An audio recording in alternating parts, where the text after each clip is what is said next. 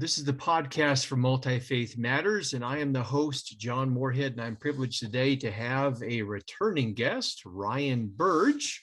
Ryan, welcome back. Thanks so much for having me.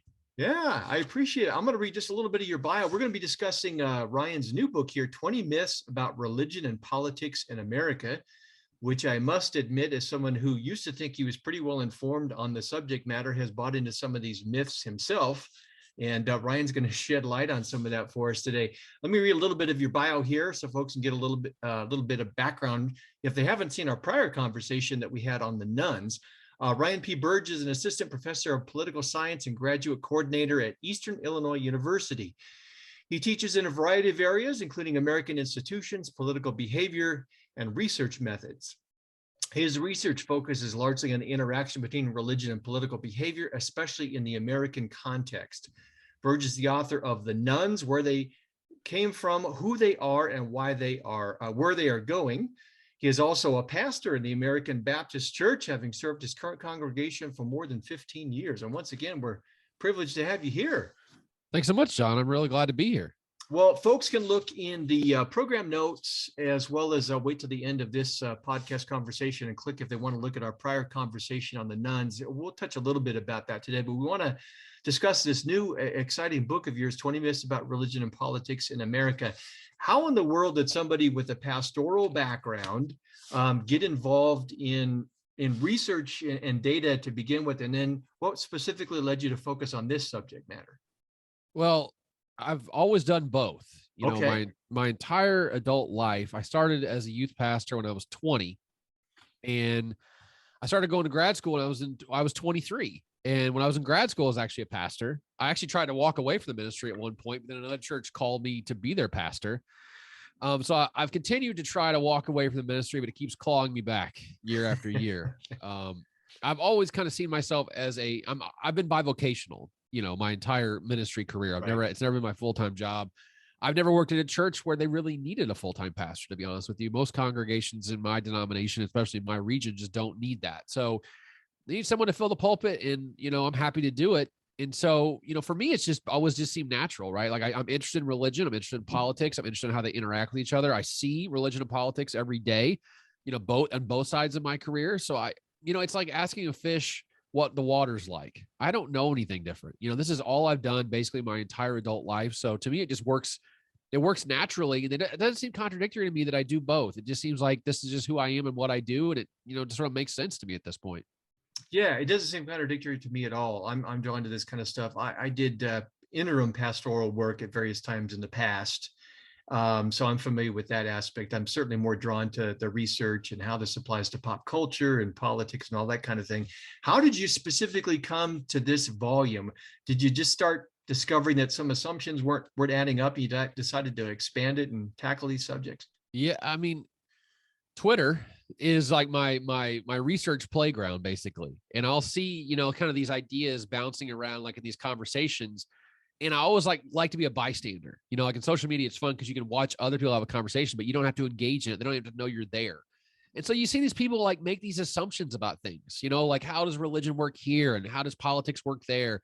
And, you know, if you dig in the data like I do, you know, literally every day for the last 5-6 years, you start understanding that a lot of things that we believe about the social world, but the religious world, the political world, just don't stand up to academic empirical rigor.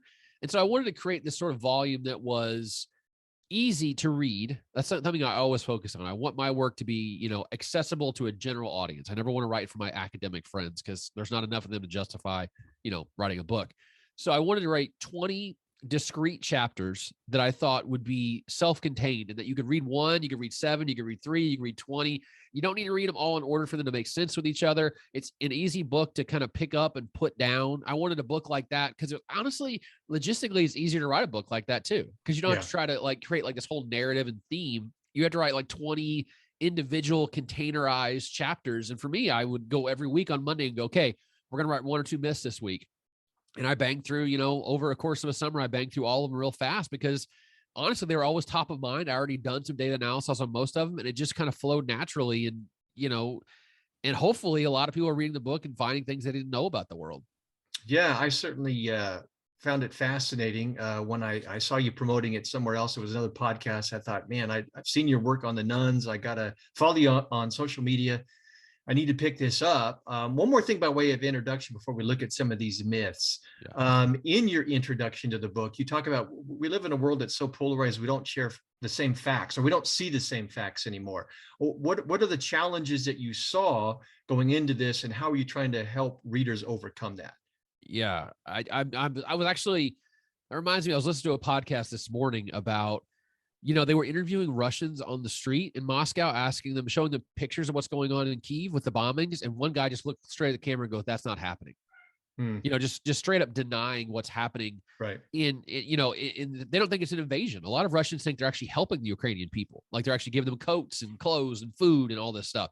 That's the kind of environment that really scares me, is where we can't even agree on the facts anymore. How do you move to things like policy if you can't even agree on what the problem is? So I've always positioned myself very intentionally, by the way, as some sort of objective, or as objective as you possibly can be, person to say, I'm going to give you, the data as clearly as I can find it, as most directly, without any sort of, bias. I'm always trying to fight my own bias. And so actually I wrote the chapters in such a way where I was thinking of all my different audiences, right? Like what evangelicals might like chapter 1, but they might not like chapter 7, or, chapter 10 might feel good for them, but chapter 12 might feel bad. I want some chapters to feel good to people. Like they're like, ooh, that makes you feel really reinforced. But then other chapters, I want them to be challenged by that and go, wow, I didn't really realize the world looks like that. Because I think the thing about facts is they don't care how you feel about them. They don't care what your partisanship is, who you voted for, your race, your gender, your age. They don't care about any of that stuff. Facts are facts. And our job is to take those facts and do something with them. So if I can just say, here's the data, now figure it out, I think I've done my job. Well, let's talk a little bit about some of these myths here, and hopefully that will motivate folks. So they'll find something of interest here, even if we don't hit on everyone that they like, to motivate them to pick up a copy of the book. Myth number 1, evangelicalism is in decline. I must admit, this is one that I had ascribed to, and I think I'm fairly well read. I know we all have cognitive biases and this kind of a thing. I know that evangelicalism in America is facing some serious challenges, particularly in a post-Trumpian, if we can call this that, kind of era. But I always thought that, Pete, there was this exodus, particularly amongst the young and so on, and therefore this narrative that is very popular in progressive evangelicalism, but not so much for conservatives. But tell me about that. How is evangelicalism not in decline in America? So there's a couple ways to think about this. One is through tradition, right? You can be evangelical by what kind of church you go to, like Southern Baptist, Assemblies of God, non-denominational.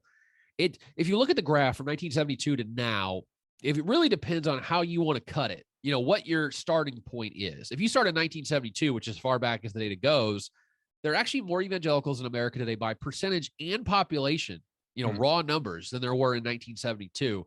If you look at 1993, that's the peak of evangelicals. So we started out at 17% in 1972, jumped to 30% by 1993, and now we're down to about 22%. So if you're, let's say, a progressive evangelical or an atheist, let's say, you want to start that thing at 1992 and say, look at the decline, 30% to 22%. But if you're, kind of looking at the data objectively, you should go back to the start of the data, which to me is in 1972. I can't go back any farther than that. And if you look at the data, it was 17% in 1972. It's 22% today. And then if you look at other questions like, do you self-identify as an evangelical? Are you evangelical or born again? Yes or no? In 2008, 33% of Americans said yes. In 2020, 34% of Americans said yes. I mean, they're self-identifying, and everybody seems to think that are outside evangelicalism that the brand of being an evangelical is tarnished. Right? Like it's so dirty now because of Trump and MAGA and, all the things that go along with that.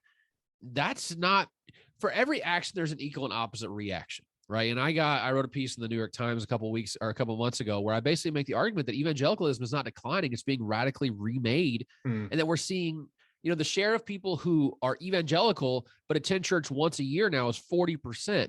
It was 27% in 2008. So we're seeing non-attending people grab onto the label of evangelical, but we're also seeing non-Protestants say they're evangelical. So Catholics, Jews, Muslims, Latter-day Saints, are all saying they're evangelical at higher rates than ever before because they're drawn to the political context, right? The cultural context of what an evangelical means. So what I argue is for every person that was pushed away from evangelicalism because of Trump and MAGA and all that stuff, there was actually someone pushed towards evangelicalism because of Trump and MAGA and all that stuff. So for every action, there's an equal and opposite reaction. So just so folks don't misunderstand, you're talking primarily here about numbers and a sense of identity. You're not saying that American evangelicalism doesn't face its branding challenges, right? In a post-Trumpian world. Every time I look at social media, I think evangelicalism in America needs some change, some introspection, some self-critique. But I do kind of tire of this evangelicalism is America's whipping boy now, and so on. So you're saying in terms of other factors, you're not saying it doesn't need to look in the mirror, but that it numbers wise, it's doing fairly well. Oh, listen, I'm with you there, John. I think evangelicals, I think they do take maybe more than their fair share of criticism, but I think some of it's self-inflicted wounds, right? The fact that, 60% of Southern Baptists want to reduce legal immigration to this country by 50%. Is something you need to really sit back and think about why is that happening? Why are people being drawn to the evangelical label who are not Christians, who are non-attending Protestants? Because they like this anti-immigrant sentiment. They like this cultural war, CRT discussion. And if that's how you want to be branded, that's fine, but fess up to it. That's my issue. A lot of people say, no, being an evangelical is about believing in Jesus and the resurrection and things like that, which is true. But at the same token, that's not what the culture's ingesting anymore. They're seeing to be evangelicals to be a conservative Republican who's, on cultural war issues or anti-abortion, anti-gay, anti-transgender. So what are you doing by positioning yourself in a certain kind of way? You're welcoming in a crowd that you might not like, but why do they feel welcome in your ranks? What have you done to roll out the welcome mat for them? That kind of question demands a lot of introspection. So I do think a lot of, some of the criticism they receive is, undue. It's just a whipping boy thing. But I do think a lot of it is, they set themselves up in such a way that this is the world they created for themselves, like it or not. Well, related to that particular topic is chapter 2 or myth 2. Donald Trump wasn't the choice of religiously devout Republicans, right? That's been some of the I don't know, justification, self-justification, I guess. Well, it may have been for those who weren't devout, but us good devout evangelicals, we didn't vote for him. And you're saying it doesn't hold up. Yeah, that's one that it's so hooked in. It's ingrained deeply in our understanding of religion and politics now is that Trump was the champion of the non-religious Republicans. First off, you can't win the nomination by riding the backs of non-religious Republicans. Okay. It just doesn't make any sense. Only 12% of conservatives have no religious affiliation. It's 45% of liberals, so you can't win with that coalition. If you look at the data, what you see is amongst people who attended never, they preferred Trump. Yearly, they have preferred Trump. Monthly, they preferred Trump. Weekly, they preferred Trump. The only area in which white Republicans did not, favor Trump was weekly plus, which is more than once a week. And their Cruz won that segment by about 8%. But that segment is less than 10% of the population of Republicans who voted, right? So how do weekly white evangelicals voted for Trump in the primary? This whole thing of they voted for him. Well, first off, they want to deny the fact they voted for him in the primary, but then they say something else but we held our nose and voted for him in the general in 2020. Then why do they give him such high approval ratings all throughout his presidency after that? I mean, that it's just constant trying to embrace conservatism, but walk away from Trump at the same time. That just doesn't make any sense to me. They like Trump. The more you go to church, the more likely you were to vote for Trump in both 2016 and 2020. What does that tell you about what's going on with the population, the Republican base? There's just no evidence out there. There's this large contingent of evangelicals who are I wish we were Ronald Reagan conservatives. No, they are Donald Trump conservatives now. He is the party. That's exactly what they want. Now you have to ask yourself the question, why did they like Trump over Cruz? Right? Because Cruz Cruz is an ideal evangelical candidate, right? He's got the bona fides. His dad's a pastor. He goes to an evangelical church down there in Texas. Or Rubio, who's Catholic, but also goes to an evangelical megachurch from time to time. Why they prefer, what I think it is because both Cruz and Rubio were talking with the Bush administration about a pathway to citizenship for people who have been here illegally for a long period of time, but have not broken any laws. Right. And you know what Trump comes out and says? No immigration. We want no immigration in this country at all. I think that's what a lot of people were drawn to with Donald Trump. They liked that position. It's just no Republican would say that. They were trying to be moderate on immigration, and Trump was being conservative on immigration. They like that about Trump. And like I just told you, 60% of white or of Southern Baptists want to cut legal immigration in this country. So you cannot give me some kind of line of, oh, no. The only kind of immigration I'm opposed to is illegal immigration. No. You're opposed to all immigration. Most of you do not want people coming here from other countries, period. You need to introspect on that and figure out why that is, because that is not what evangelicalism has taught historically. Right? Evangelical institutions in America are consistently saying we need more refugees to this country, not less. We need to open our doors legally to a lot of people who are struggling. And the rank and file evangelical says, no, we don't. We need fewer immigrants to this country. Why is that? Is it xenophobia? Is it racism? Is it, scared of the other? Is it economic insecurity? That's the one thing I'm always interested in, by the way. The people who are most interested in cutting immigration in this country are the oldest Americans. Why would that be? It's not because they're going to take your job, because when you're 65 years old, you're not working anymore. So why are those people the most anti-immigrant? Let's dig into that for a second, because you look at the data, it's kind of painting a picture of like these people are not super interested in welcoming the stranger. Why is that? And where are they getting that messaging from? Well, let's talk about that for just a little bit, for a moment. When Trump was in office, he seized upon post 9/11 fears, and we had the so-called Muslim ban, which just seemed extreme in light of what had taken place. And then you had, coupled with that, this build the wall kind of thing. Those might seem as two unrelated kinds of phenomenon, but I think a case could be made that they're connected together. It's part of a broader anti-immigrant stance amongst his base. Is that correct?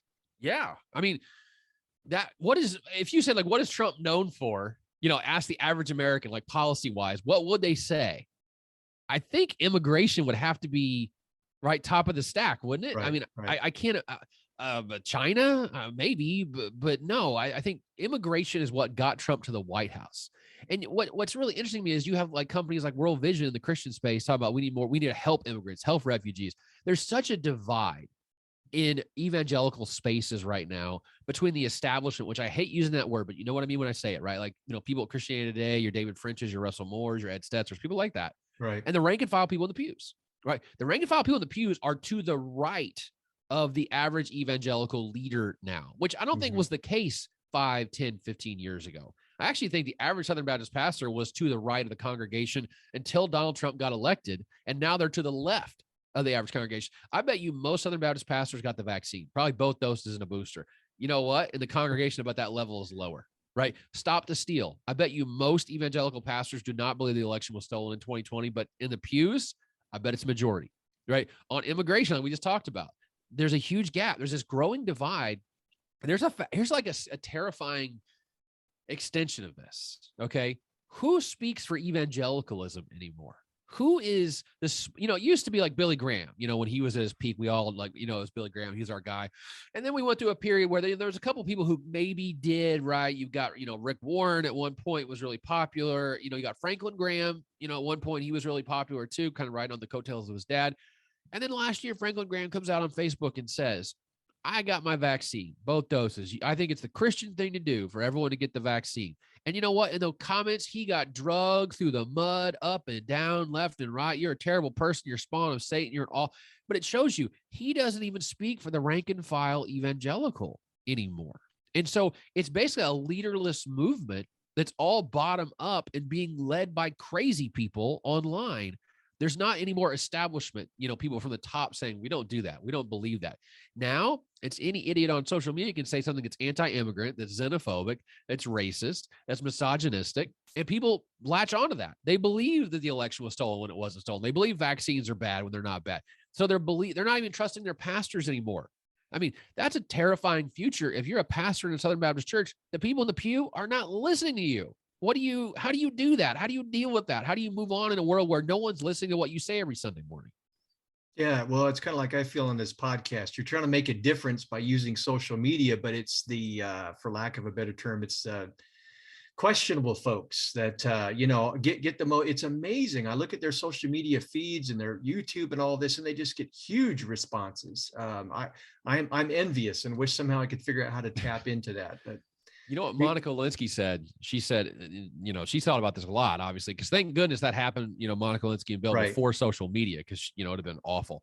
She said something really interesting. She goes, I think everyone in America deserves a voice, but I don't think everyone in America deserves a megaphone. Right. And I think that's the problem is the nut jobs. Social media amplifies extreme views, extreme opinions, and that is objectively bad for our country.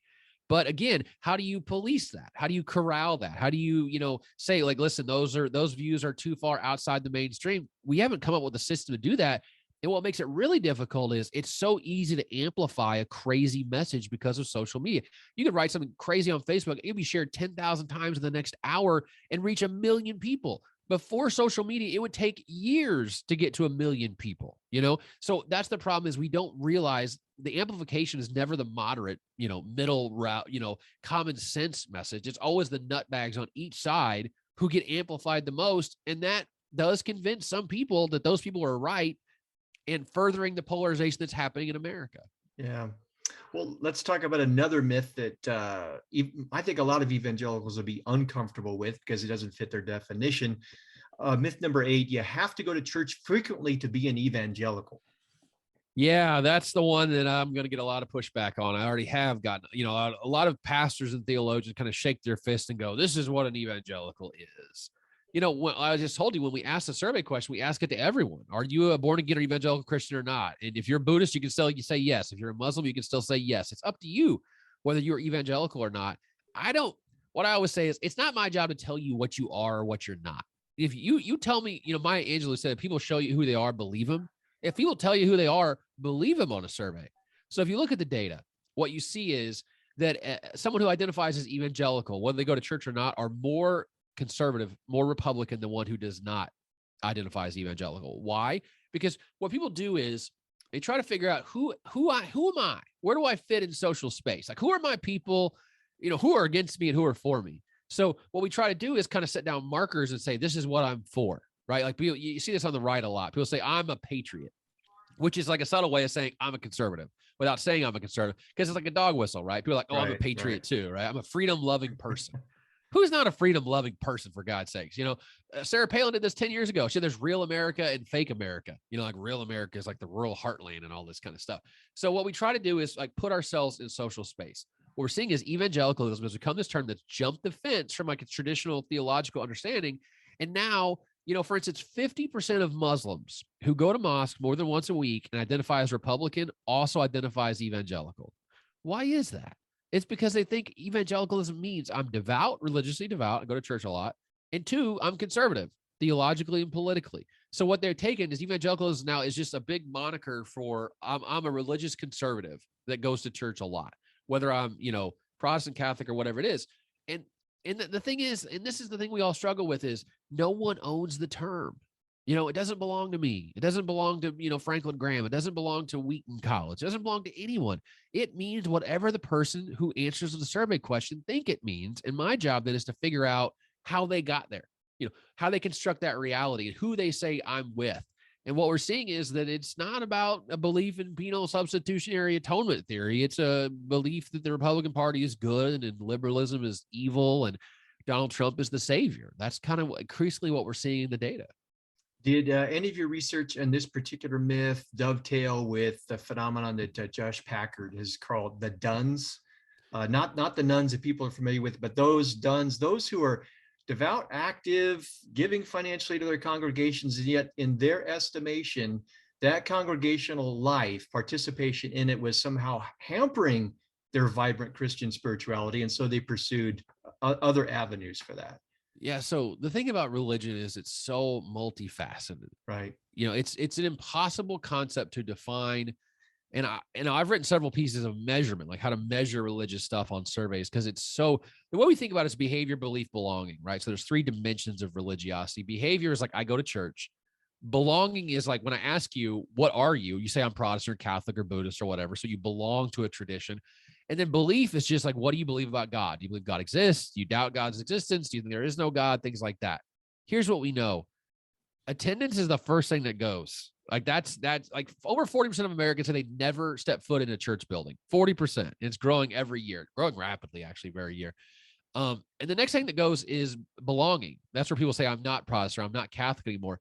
But the last thing that goes, and this is like that whole like done, none thing, spiritual but not religious thing. Right. Only about 10% of Americans say they don't believe in God or they cannot know if God exists or not, right? So an agnostic view or an atheist view. Only about 10% of Americans hold to an atheist or agnostic view of God. That means 90% of people believe in God at least a little bit. And here's what's even more fascinating about that.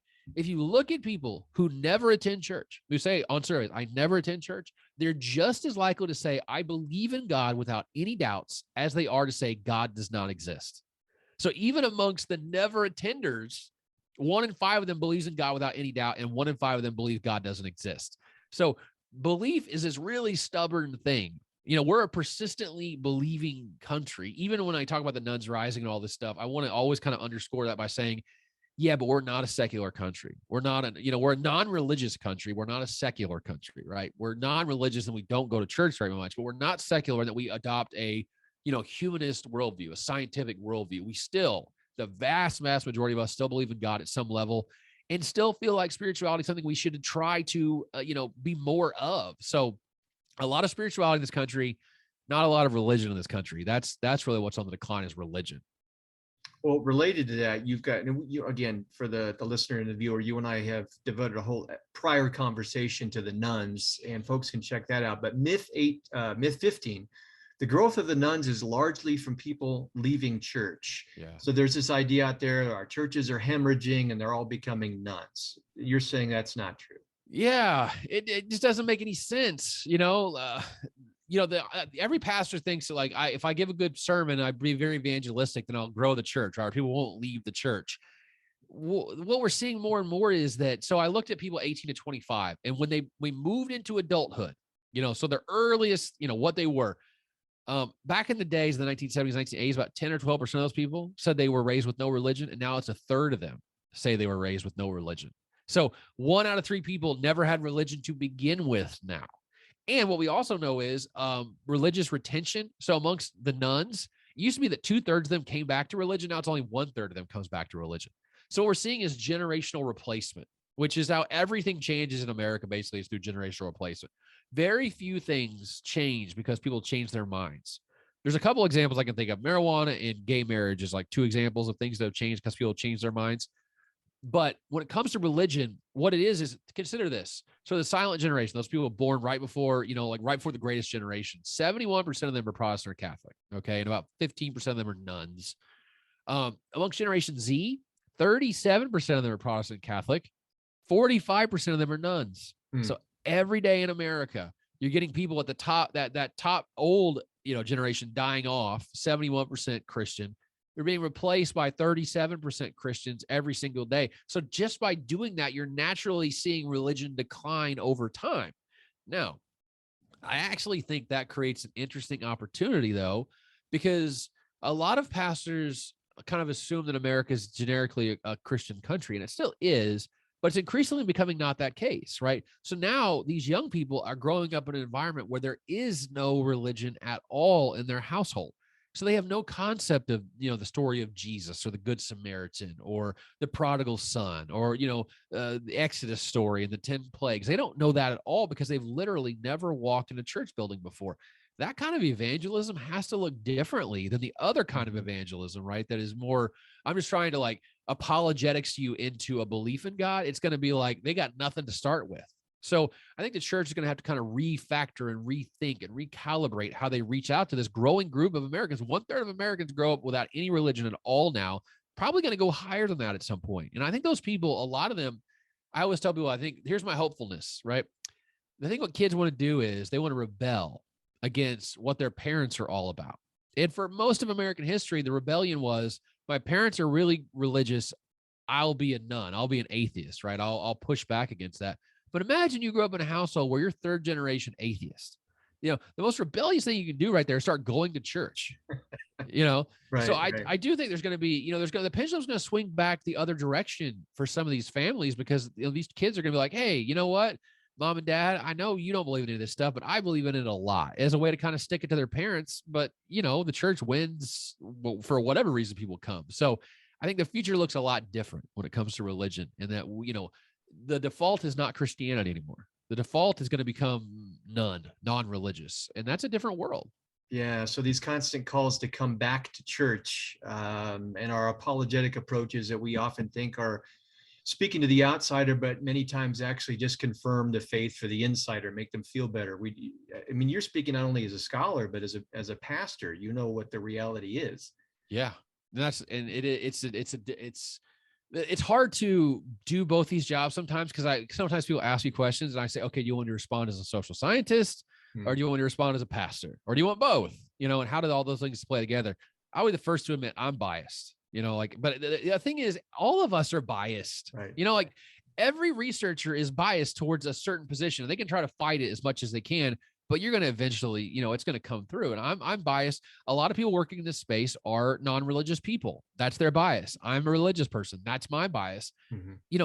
One person told me one time, and I think about this all the time, just because I can't draw a perfect circle doesn't mean I should stop trying. And so that my goal is to try to move us towards an objective look at this whole thing. I'm trying my best. I'm not perfect, but the alternative is much worse, right? Which is people, and I talk about this in the book, people are trying to push an agenda because it makes them look better or make another group look worse. Or they're really just trying to change minds by using false data. I mean, there are books written in this country that I've had to review for different stuff. And I look at it and go, this book is completely full of garbage, because this person works for a very conservative organization that wants to push a certain narrative, which is a really weird interpretation of the data to make that look a certain kind of way. I don't do that, right? I try to give you something you like, something you don't like, something that'll encourage you, something that might discourage you, but that's kind of what data does. If it reinforces your priors, you're not really being an objective data analyst. And I think that's kind of what the book is my accumulation of all this stuff and some of the stuff in the book I don't like. I don't like that it's there, but again, my job is not to tell you how the world should be, but tell you how it actually is, and then let you respond to that. Right. Let me get your feedback on one more myth before I ask you to talk a little bit about how we move forward from this situation where we have all these errant ideas. Myth 19, young evangelicals are more politically moderate than older evangelicals. That's one that I kind of leaned into. For example, I'm hearing, and I don't know if this is accurate or not, but I've read a few pieces that said, for example, on the Israel-Palestinian conflict, that more younger evangelicals are starting to be supportive of the Palestinian cause and not just Israel. I don't know if that would be considered a more moderate kind of perspective, but speak to that myth if you would. Yeah. So you got to think about what it means to be like an 18 to 25-year-old in 2022. The world that's around you, the political world, the social world, the culture world.